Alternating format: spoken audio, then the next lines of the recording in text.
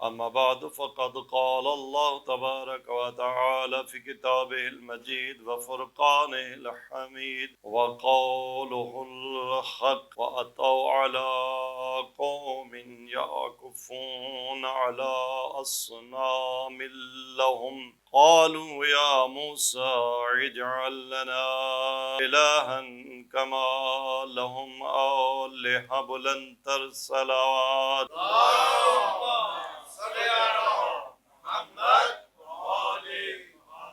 عزیزان گرامی، قرآن کریم نے بہت ساری اقوام کے، بہت سارے انبیاء کے، بہت سارے لوگوں کے قصے بیان کیے۔ قرآنی قصے کیوں بیان ہوئے؟ ظاہر ہے سبق کے لیے، ظاہر ہے درس لینے کے لیے۔ قرآن کریم نے پوری تفصیل کے ساتھ حضرت موسیٰ کی قوم بنی اسرائیل کی داستان ایک تسلسل کے ساتھ سورہ مبارکہ بقرہ کی آیہ نمبر 49 سے تقریباً 82-83 تک کی جو آیات ہیں، سورہ مبارکہ اعراف کی 159 سے 164 تک کی آیات، ان میں قدر تفصیل سے اور تسلسل سے یہ قصہ بیان ہوا ہے۔ قرآن کریم میں آپ کو کہیں بھی تسلسل سے کسی نبی کا، قوم کا قصہ نہیں ملتا۔ جیسے داستانوں کی کتابیں ہوتی ہیں، اس طرح سے نہیں ملتا۔ وجہ کیا؟ کیونکہ بنی نوع بشر قصہ سننا چاہتا ہے، داستانیں اسے پسند ہیں۔ تو قرآن داستان خانی کی کتاب نہیں ہے۔ قرآن وہ نقطہ بیان کرتا ہے جس سے میں کوئی سبق ہوتا ہے، وہ حصہ، وہ ایپیسوڈ، یعنی کہ مسلسل آپ کو پوری فلم ملے گی، وہ ٹکڑا جو ہماری زندگی میں جس سے کوئی سبق لیا جا سکتا ہے وہ بیان کرتا ہے، پھر کوئی قانون دیتا ہے، کوئی نتیجہ دیتا ہے۔ تو یہی وجہ ہے کہ آپ کو وہ جو تفسیر میں قرآنی قصے لکھے گئے یا الگ سے قرآنی قصے لکھے گئے، ان میں تسلسل سے داستان مل جائے گی، خود متن قرآن میں نہیں ملے گی۔ یہ موعظے کی کتاب ہے، یہ واعظ کی کتاب ہے، یہ قصے خانی کی کتاب تھوڑی ہے۔ لیکن اگر ہم تسلسل کے ساتھ چلنا چاہیں تو بہرحال وہ مختلف آیات کو جوڑ کر ترتیب سے آپ آیات کو جوڑیں، اور جہاں مسنگ ہے، قرآن کے ٹیکسٹ میں قصہ نہیں آیا، تو بہت سارے درمیان کے واقعات وہ آپ کو احادیث میں مل جاتے ہیں، تو درمیان میں احادیث کو ڈال کے تو ایک داستان کمپلیٹ کر لی جاتی ہے۔ سورہ مبارکہ بقرہ کی جو آیات عرض کی اور سورہ مبارکہ اعراف کی جو آیات عرض کی، ان میں قرآن نے بنی اسرائیل قوم حضرت موسیٰ علیہ السلام پر جو اپنی نعمتیں اور انعامات کی ہیں، ان کی گویا ایک لسٹ پیش کی ہے۔ وہ لسٹ میں عین قرآنی آیات کی روشنی میں تھوڑا سا آپ کے سامنے رکھنا چاہوں گا، اور پھر ہم اصل جو نتیجہ لینا چاہیں گے آج کی گفتگو سے، اس کی طرف بڑھیں گے۔ اذ نجیناکم من آل فرعون، اے قوم موسیٰ ہم نے تم پر احسان کیا، ہم نے تمہیں آل فرعون سے نجات دلائی۔ ظاہر فرعون بڑا ظالم بادشاہ تھا، جو تختے پہ لٹا کے ہاتھ لمبے کر کے، ہاتھوں میں کیل، پاؤں میں کیل، اتنا ظالم بادشاہ کیا کرتا تھا؟ وہ بھی کیسے عذاب، یذبحون ابناءکم ویستحیون نساءکم، مذکر کو مارتے جاؤ، لڑکوں کو قتل کرتے جاؤ، لڑکیوں کو لونڈیاں بنا لو، یہ فرعونیوں کا کام تھا، یہ ظلم تھا۔ ویستحیون نساءکم وفی ذالکم بلاء من ربکم عظیم، عظیم امتحان تھا تمہارا، لیکن ہم نے تمہیں اس فرعون سے نجات دی، ایسے ظالم بادشاہ سے نجات دی، یہ میرا احسان۔ اور پھر جب فرعون نے موسیٰ کے قتل کا ارادہ کر لیا اور موسیٰ کے چند حواری جو ماننے والے تھے ان کو شہید کرنے اور تحقیق کرنے کا ارادہ کر لیا، تو خدا کیا فرماتا ہے کہ میں نے تمہاری کیسے مدد کی؟ وَإِذْ فَرَقْنَا بِكُمُ الْبَحْرَ، تمہیں سمندر میں اتارا، پانی میں اتارا، لیکن پانی میں راستے بنا دیے۔ فَأَنْجَيْنَاكُمْ، تمہیں ساحل کے اس پار لگا دیا، تمہیں نجات دے دی۔ وَأَغْرَقْنَا آلَ فِرْعَوْنَ، فرعون اور فرعون کے لشکر کو غرق کر دیا۔ وَأَنْتُمْ تَنْظُرُونَ، تمہاری کھلی آنکھوں کے سامنے غرق کیا۔ پھر کیا؟ وَقَطَعْنَاهُمْ اثْنَتَيْ عَشْرَ أَسْبَاطًا أُمَمًا، پہلا کام تو یہ کہ قوم موسیٰ کے 12 قبیلے بنا دیے، 12 گروہ بنا دیے۔ مفسرین نے لکھا ہے کہ اس کی لاجک کیا تھی کہ حضرت موسیٰ کو ماننے والے جو ساتھ چل رہے تھے ان کے 12 گروہ کیوں بنائے؟ دیکھیں اس وقت کا کلچر، اس وقت کی انسانی تہذیب جو کہ شاید ایک لحاظ سے سٹون ایج تھا، اور وہاں لوگوں کا اکٹھا ہو جانا، وہ جب اکٹھے ہوتے تھے تو بات بات پر لڑتے تھے. ہم بھی لڑتے ہیں البتہ، ہم اس لیے تھوڑے لڑتے ہیں ہمیں قانون روک لیتا ہے، وگرنہ اسی روڈ پہ آپ دیکھتے کہ بھئی کتنے گاڑیاں والے لڑتے ہیں. لیکن قانون نے کہا بھئی ایسا اگر سرکل پہ آئے تو گیو دا وے. اگر یہ گیو دا وے ہوتا لیکن کیمرہ نہ ہوتا، ہم جہاں دیکھتے ہیں نا بھئی سپیڈ چیکنگ کے لیے کیمرہ لگا ہوا ہے تو ہم سلو کر لیتے ہیں گاڑی. قانون سازی ہو گئی. انسان وہی ہیں، ہم ان سے بھی آگے بڑے خونخوار ہیں. اگر اکٹھے ہو جائیں اور قانون نہ ہو، محافظ نہ ہو، تو ہم ایک دوسرے کا گوشت کھا جائیں، ایک دوسرے کو مار ڈالیں. اس وقت اسمبلیاں نہیں تھیں، کوئی قانون پاس نہیں ہوئے تھے. اللہ نے خود کیا کیا؟ 12 قبیلے بنا دیے. کیوں؟ اس لیے کہ قبیلے قبیلے میں انتظام معاملات وہ اچھے چلتے ہیں، وہ بہتر چلتے ہیں. لہذا ہم نے یہ کیا کہ قطعناہم اثنتي عشر اسباطا امما. پھر جب تمہیں پیاس لگی بیت المقدس کے سفر میں جاتے ہوئے، تم نے پانی طلب کیا، تو ہم نے کیا کیا؟ وَأَوْحَيْنَا إِلَىٰ مُوسَىٰ إِذِ اسْتَسْقَاهُ قَوْمُهُ. جب موسیٰ کی قوم موسیٰ کے پاس آئی، پیاسے ہیں، اس صحرا میں پیاس مارے جا رہی ہے، جان نکلے جا رہی ہے، تو ہم نے موسیٰ کی طرف وحی کی أَنِ اضْرِب بِعَصَاكَ الْحَجَرَ. تمہارے ہاتھ میں جو عصا ہے اسے پتھر پر مارو. جب حضرت موسیٰ نے عصا اپنا پتھر پر مارا تو کیا ہوا؟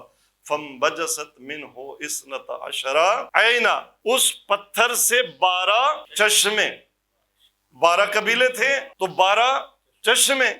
قد علم کل اناس مشربہم. اور چشموں میں بھی فرق، سارے ایک جیسے نہیں، کیونکہ 12 قبیلے ہیں، تھوڑی نشانیاں ہو. اس قبیلے کو پتہ ہو یہ میرا چشمہ ہے. وہاں وہی کلچر تھا نا. یہ کلچر تو سرکار رسالت وہاب کی بعثت تک رہا کہ کبھی پانی پینے پلانے پہ جھگڑا. بھیا میرا گھوڑا پہلے پیے گا، وہ کہتا تھا نہیں تیرا کیوں پہلے پیے گا، میرا گھوڑا پہلے. اور اس پہ جنگ، اور وہ جنگ صدیوں تک چلی جاتی. جو روٹ کاز ہوتی تھی وہ یہ تھا کہ جی میرے گھوڑے نے پہلے پانی پینا ہے، میری گاڑی پہلے گزرے گی. دوسرے نہیں نہیں تیری کون گزرے گی، پہلے میری گاڑی گزرے گی. تو اس پہ جنگ ہوتی. الگ الگ کر دیے ہم نے، تمہارے چشمے بھی الگ الگ کر دیے. اس سورہ مبارک کے بقرہ کی جو آیت نمبر 60 ہے، یہاں کیا ارشاد فرمایا؟ فَانْبَجَسَتْ مِنْهُ اثْنَتَ عَشَرَةَ عَيْنًا. انبجست پھوٹے. اور آراف میں انفجرت کا کلمہ ہے. اب انبجست اور انفجرت میں فرق کیا ہے؟ انفجار ہوتا ہے ایک دم سے زوردار دھماکہ. عربی فارسی میں انفجار کسے کہتے ہیں؟ دھماکے کو. تو دھماکے سے پانی نکلے، یہ ہے انفجار. انبجست آہستہ آہستہ نکلے. ایک جگہ فرمایا انبجست، ایک جگہ فرمایا انفجرت. بعض مفسرین نے یہ فرمایا کہ انفجرت ایک دم سے ابتدا میں نہیں تھا. کیوں؟ اگر ایک دم سے 12 چشمے انفجار کی صورت میں نکل پڑتے تو انہیں تکلیف ہوتی، ان کے ڈوب مرنے کا بھی خطرہ تھا. تو پہلے انبجست تھا، پانی آہستہ آہستہ نکلا، اور پھر وہی پانی انفجرت ہو گیا. اس پانی میں وفور آ گیا، وہ پانی بہت زیادہ کثرت کے ساتھ، فلو کے ساتھ بہ نکلا. تو یہ آپ ان پر احسان ہو گیا. اور پھر کیا؟ پھر جب گرمی تھی، دھوپ تھی، سفر کرنا تھا، تو کیا فرمایا؟ وَظَلَّلْنَا عَلَيْهِمُ الْغَمَامَ. ہم نے ان کے سر پر بادلوں کا سایہ بھی کر. نبی کے ساتھ چل رہے ہیں نا، کیا کیا ناز برداریاں ہو رہی ہیں، آنکھوں سے معجزات دیکھ رہے ہیں. پھر کہا کہ جی ہمیں تو بہشتی غذائیں چاہیے. وَأَنزَلْنَا عَلَيْهِمُ الْمَنَّ وَالسَّلْوَىٰ. من و سلوہ کا بندوبست بھی ہو گیا. اور اللہ نے فرمایا کُلُوا مِن طَیِّبَاتِ مَا رَزَقْنَاکُمْ. یہ رزق ہم نے تمہیں دیا ہے، یہ طیب رزق ہے، پاکیزہ رزق ہے، کھاؤ، جی بھر کے کھاؤ. لیکن صرف کیا کرنا ہے؟ اللہ کا شکر ادا کرنا ہے، اللہ کی بندگی ادا کرنی ہے، میری توحید کو ماننا ہے، میرے نبی کی نبوت کو ماننا ہے، اس کے احکام پر عمل کرنا ہے. اب مسلسل یہ تقریباً 7-8 نعمتیں، عینی معجزات جو موسیٰ کی قوم پر نازل ہوئے. لیکن موسیٰ کی قوم نے کیا کیا؟ اب ذرا دیکھنے کا یہ مقام ہے، تعجب کی یہ بات ہے. انہوں نے کیا کیا؟ جب تھوڑا آگے چلے تو کیا ہوا؟ فَأَتَوْا عَلَىٰ قَوْمٍ. ایک قوم، قبیلہ کہیں وہ بس رہا تھا، جب ان کے پاس سے گزرے، وہ قبیلہ بت پرست تھا. انہوں نے کچھ بت بنائے ہوئے تھے اور بتوں کی پرستش کرتے تھے. یہ وہاں سے جب گزرے نا، فَأَتَوْا عَلَىٰ قَوْمٍ يَعْكُفُونَ عَلَىٰ أَصْنَامٍ لَهُمْ. انہوں نے کیا کیا؟ توحید کے عینی معجزات دیکھ کر، دلائل دیکھ کر، ابھی فرعون کو غرق ہوتا دیکھ کر ادھر جب پہنچے تو حضرت موسیٰ سے کیا کہا؟ قالوا یا موسیٰ اجعل لنا الہا کما لہم آلہہ، موسیٰ ہمارے لیے بھی بت بناؤ۔ سبحان اللہ، کتنی توحید کمال کی تھی کہ توحید کے معجزات دیکھ کر اللہ کے نبی کے ساتھ ہوتے ہوئے کیا کہا کہ ہمارے لیے بت بناؤ، اجعل لنا الہا کما لہم آلہہ۔ ایک یہودی نے حضرت علی علیہ السلام کو تانا دیا، بلند آواز میں صلوات پڑھیں۔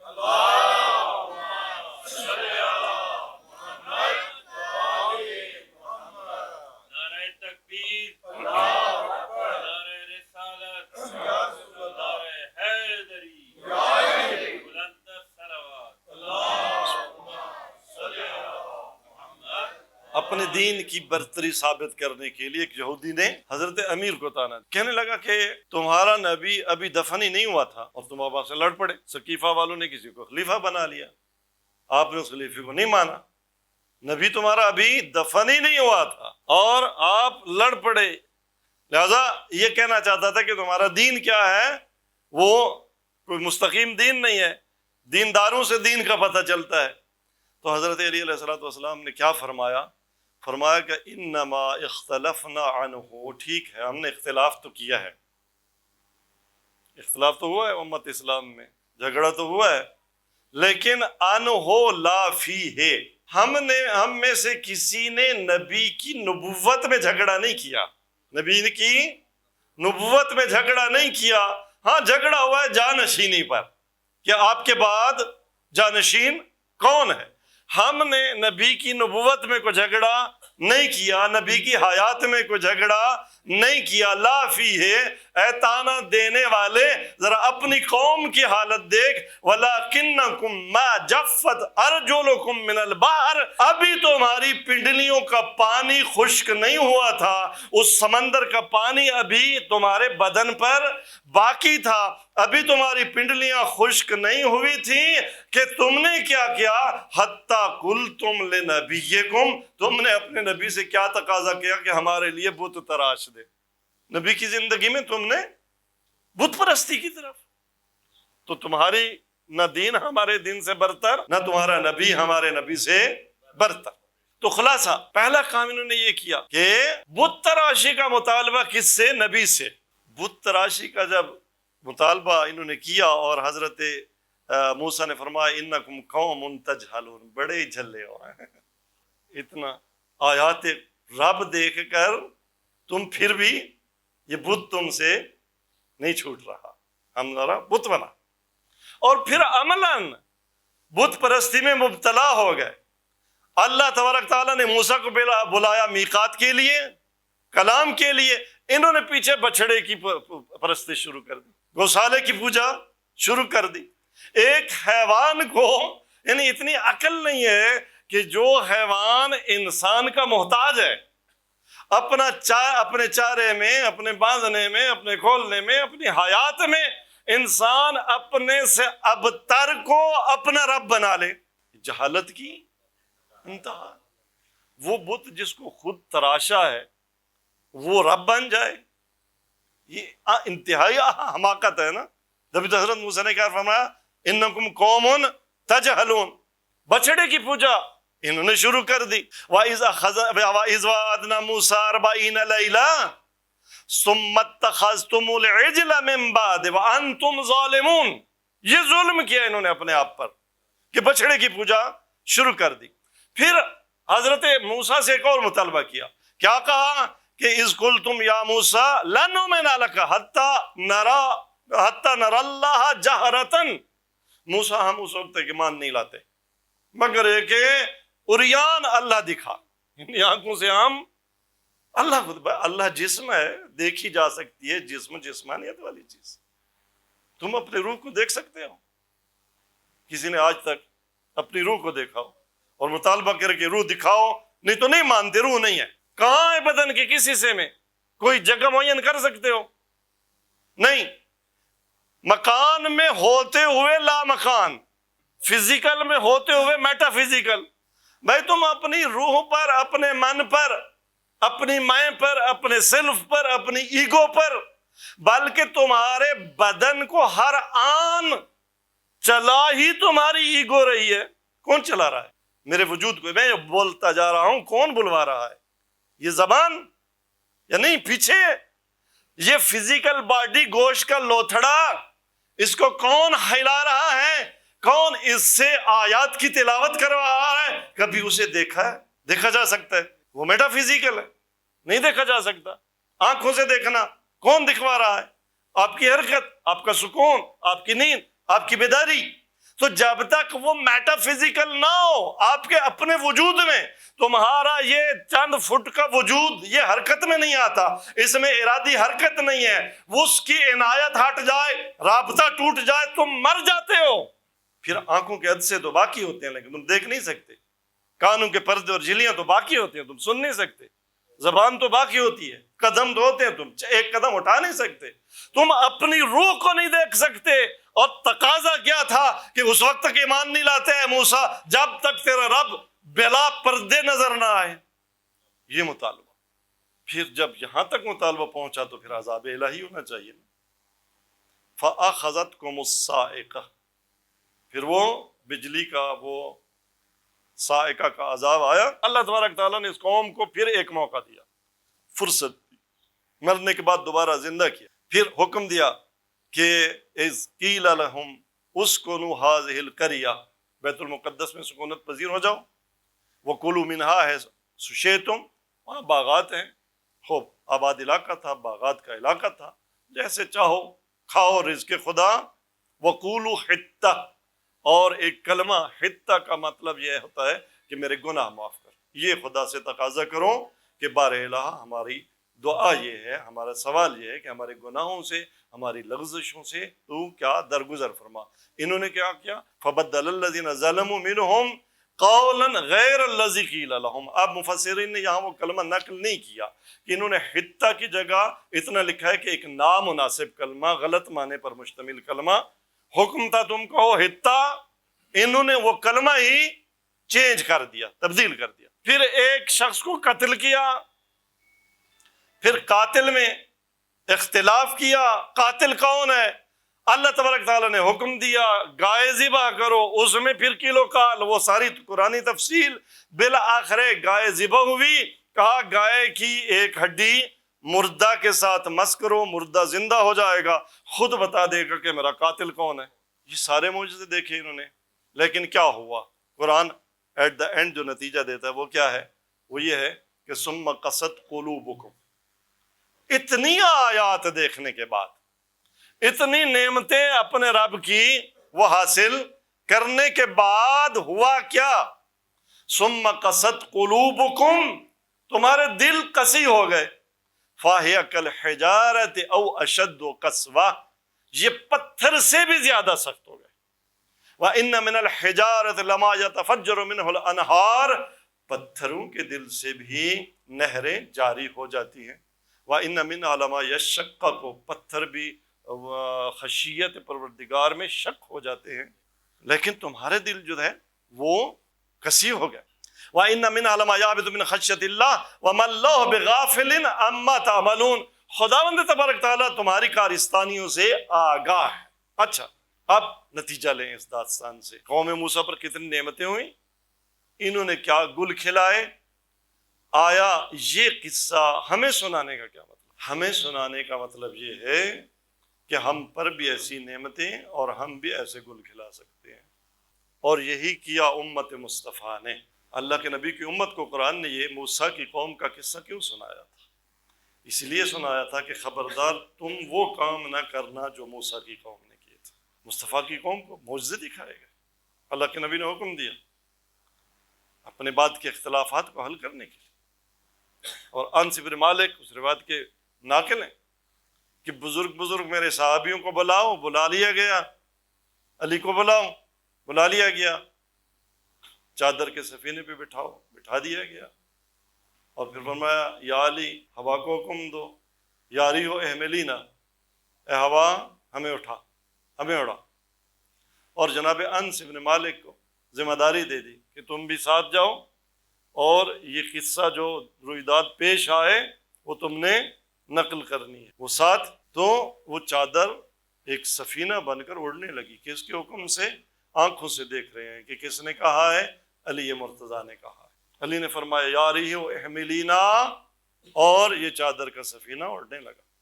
کافی دیر اڑتا رہا، یہ فلائٹ ہوتی رہی، اور درمیان میں مولا نے پھر حکم دیا ہوا کو یا ریح زعینا، اے ہوا ہمیں اتار دے۔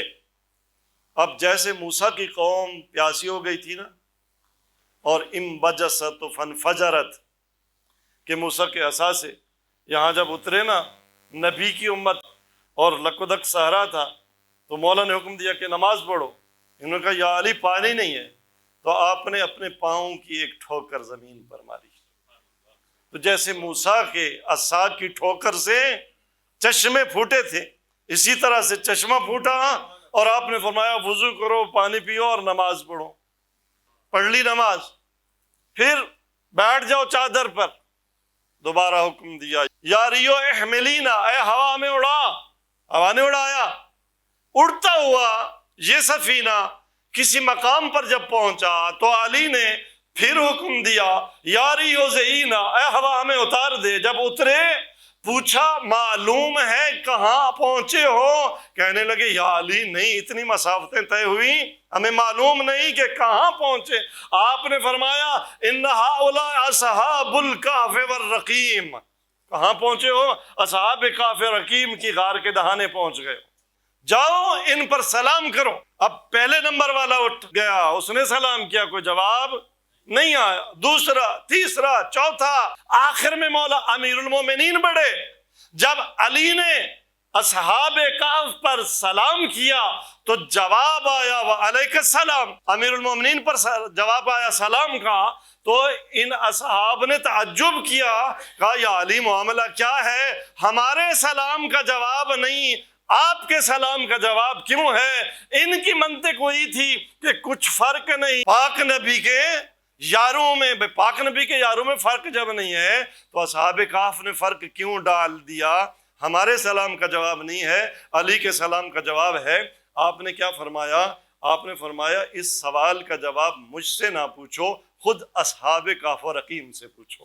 تو جب کسی نے آگے بڑھ کے پوچھا اے اصحاب کہف و رقیم فرق کیوں ڈالا ہے، تو آواز آئی نحنو لا نرد السلام الا علی نبی او وصی نبی، ہم کسی کے سلام کا جواب نہیں دیتے، ہم کسی کے سلام کا جواب نہیں دیتے، اگر جواب دیتے ہیں تو یا نبی کے سلام کا جواب دیتے ہیں یا نبی کے وصی کے سلام کا جواب۔ یہ آیتیں آنکھوں سے دیکھ کر آئے، نبی کے پاس آئے، نبی کے پاس آ کر جناب انس نے شہادت قائم کی، لیکن ثم قست قلوبکم، قلوب کی حالت وہی تھی جو موسیٰ کی قوم کے دلوں کی حالت تھی۔ موسیٰ کی قوم نے نشانیاں دیکھی تھی، خود فرعون کو اپنی آنکھوں کے سامنے غرق ہوتے دیکھا تھا، آیا نبی کی قوم نے خود نبی کے کاندھوں پر حسنین کو نہیں دیکھا تھا؟ زہرا کے گھر کے دروازے پر 8 مہینے تک آیت تطہیر کی تلاوت کرتے ہوئے نہیں دیکھا تھا؟ پھر وہی دروازہ اور اسی دروازے پر آگ اور لکڑیاں، تمہاری سرنوشت بھی وہی بنی جو موسیٰ کی قوم کی بنی۔ دل اتنے قسی ہو گئے تھے کہ فرزندان رسول کو، رسول کی بیٹیوں کو مدینے میں رہنے نہیں دیا۔ 28 رجب کو مظلوم کربلا کا قافلہ مدینہ چھوڑا سن 60 ہجری میں، اور 5 مہینے سے اوپر نبی کی بیٹیاں وہ بیابانوں میں سفروں میں رہی ہیں۔ کہاں 28 رجب سن 60 ہجری اور کہاں 61 ہجری کا محرم، 5 مہینے تقریباً علی و بطول کی بیٹیوں نے سفر میں گزارے ہیں۔ وہ بھی کیسا سفر، اللہ جانے کیسے یہ وقت گزرا۔ مظلوم کربلا مدینے سے مکہ آئے، مکہ میں مسلسل کوفیوں کے خط، ہمارا کوئی امیر نہیں ہے، ہمارا کوئی امام نہیں ہے۔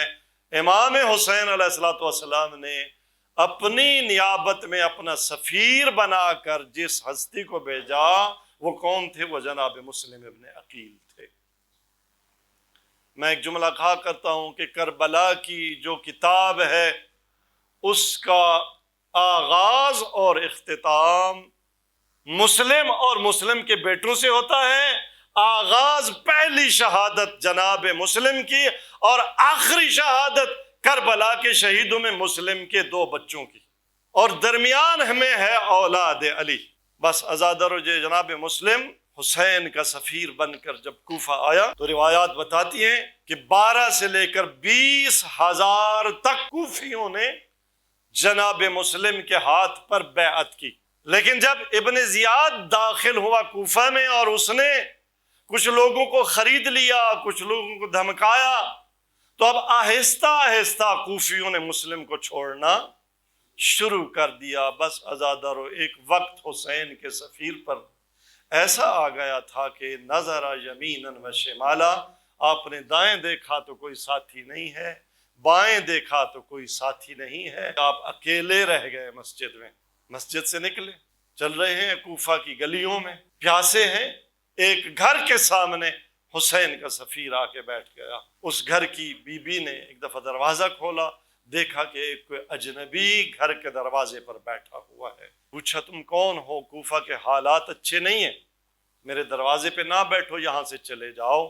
اور یہ کہہ کر دروازہ بند کر دیا، چلی گئی۔ کچھ دیر بعد جب واپس آئی تو کیا دیکھا کہ وہ نوجوان اب بھی وہیں بیٹھا۔ تھوڑا سا سخت لہجے میں پوچھا کہ مگر میں نے نہیں کہا تھا کہ تم چلے جاؤ یہاں سے؟ تو اس وقت جناب مسلم نے فرمایا بی بی میں کہاں جاؤں، میرا کوئی گھر ہوتا تو میں اپنے گھر چلا جاتا، میں پیاسا ہوں، مجھے پانی تو پلا دو۔ اس نے پانی پلایا اور پوچھا اپنا تعارف کروا، تو کون ہے؟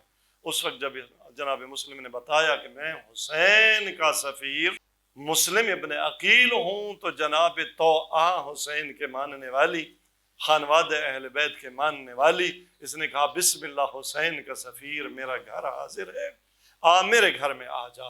آگے آخری رات ہے جناب مسلم کی، مصلی عبادت پر کافی دیر عبادت کی۔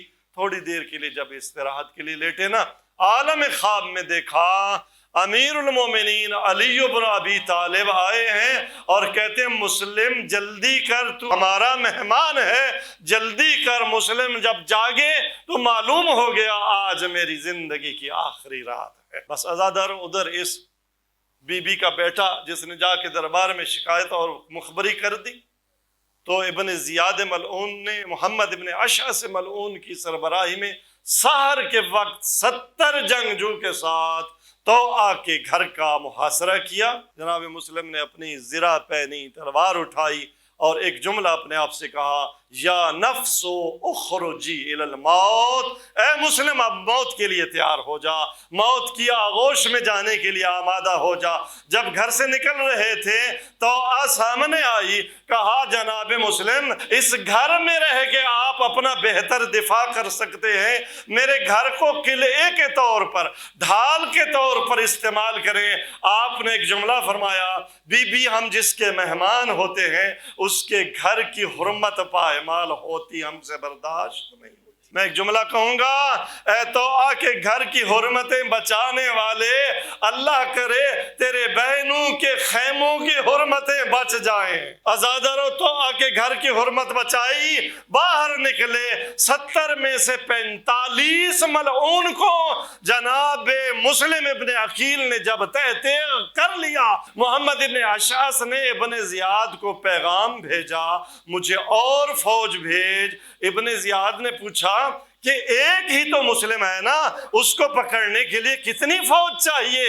تو ابن اشعث نے کیا جواب دیا کہ تیرا کیا گمان ہے، تو نے آیا کوئی کوفے کا سبزی فروش پکڑنے کے لیے مجھے بھیجا ہے؟ یہ تو غراتا ہوا شیر ہے، یہ تو تلوار کی برسات ہے، یہ تو خیر الانام کی اولاد ہے۔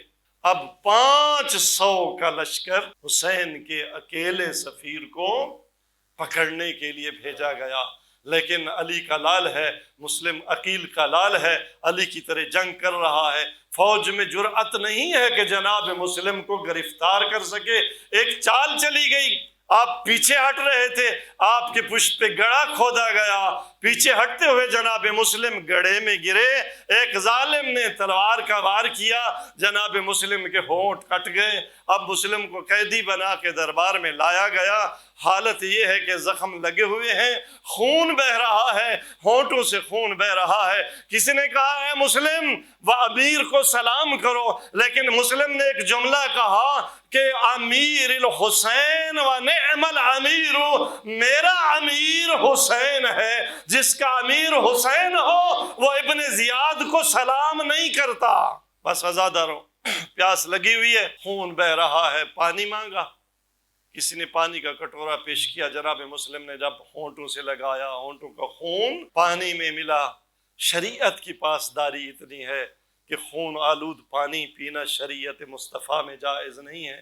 پیاسا بہت تھا مسلم، وہ کٹورا واپس دے دیا گیا، دوسرا کٹورا دیا، وہ بھی خون آلود، وہ بھی واپس، تیسرا کٹورا دیا، وہ بھی خون آلود، وہ بھی واپس۔ ایک جملہ کہا مسلم اگر تیرے مقدر میں پانی پینا ہوتا تو پی لیتا، تیرے مقدر میں پانی نہیں ہے۔ میں یہی کہوں گا مسلم تو عباس کا بھائی ہے نا، تیرے بھائی عباس کے چلو میں بھی پانی ہوگا لیکن پانی پیئیں گے نہیں۔ تیرے ہاتھ میں بھی کٹورا تھا لیکن پانی تیرے مقدر میں نہیں ہے۔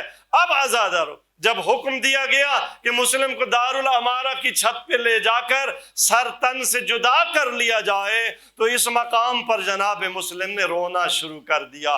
کسی نے طعنہ دیا کہ اے مسلم، جو بادشاہی کے حصول کی لالچ میں ہوتے ہیں اگر گرفتار ہو جائیں تو روتے نہیں ہیں۔ جناب مسلم نے فرمایا اب کی للمقبلین الی الکوفہ، میں نے تو حسین کو خط لکھ دیا ہے کہ میرے ہاتھ پر بیعت ہو چکی، میرے خط پر حسین آ رہا ہے اور میرے خط پر حسین کی بہنیں کوفہ آ رہی ہیں اور کوفہ کے حالات بدل گئے۔ بس عزادارو، دارالامارہ کی چھت پر جناب مسلم پر وار کیا گیا، ادھر سر گرا، ایک دامن آگے بڑھا، جناب مرضیہ نے اپنی گود آگے بڑھائی، آؤ میرے حسین کا سفیر، آؤ کربلا کی پہلی قربانی ماں زہرا کی گود حاضر ہے۔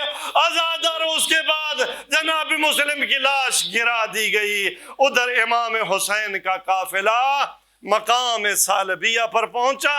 امام حسین علیہ السلام نے دیکھا کہ کوفہ سے ایک شخص آ رہا ہے، اس نے اگرچہ کترا کے گزرنا چاہا لیکن امام حسین نے بلا لیا اور پوچھا کہ یہ بتا کوفہ کے کیا حالات ہے۔ اس نے کہا مولا نہیں بتانا چاہتا تھا لیکن اب آپ نے اگر پوچھا ہے تو بس اتنا سن لے کہ جب میں کوفہ سے چلا نا، اس وقت ہانی اور مسلم کی لاشوں کے پاؤں میں رسیاں ڈال کر ان لاشوں کو کوفہ کی گلیوں میں گھسیٹا جا رہا تھا۔ بس عزادارو، جب یہ مظلوم کربلا نے سنا، اب مظلوم کربلا نے ایک کام کیا، فرمایا مسلم کی بیٹی کو بلاؤ۔ آپ اپنے گود میں مسلم کی بیٹی کو بٹھا لیا اور سر پر کوئی شفقت کا ہاتھ پھیرنا شروع کر دیا۔ مسلم کی بیٹی سمجھ گئی، کہا ماموں جان، آج تو اس طرح سے آپ میرے سر پر دست شفقت پھیر رہے ہیں جیسے یتیموں کے سر پر شفقت کا ہاتھ رکھا جاتا ہے، کیا میرے بابا شہید ہو گئے؟ اس وقت مظلوم کربلا نے فرمایا ہاں بیٹا، آج کے بعد میں تیرا بابا ہوں، میں مسلم کی جگہ ہوں۔ عزادارو، یہ منظر کس نے دیکھا؟ حسین کی 4 سالہ نے سکینہ یہ سمجھی کہ جب کوئی بچی یتیم ہو جاتی ہے، اسے گود پیش کی جاتی ہے، اس کے سر پر شفقت کا ہاتھ پھیرا جاتا ہے۔ لیکن قربان جاؤں، جب کربلا کے میدان میں ایک آواز بلند ہوئی نا، الا قد قتل الحسین، تو جناب سکینہ خیموں سے باہر نکلی، بابا کو ڈھونڈ رہی ہے لیکن قربان جاؤں، اور شمر ملعون نے بچی کو تمانچے مارے۔ الا لعنت اللہ علی القوم الظالمین وسیعلم الذین ظلموا ای منقلب ینقلبون۔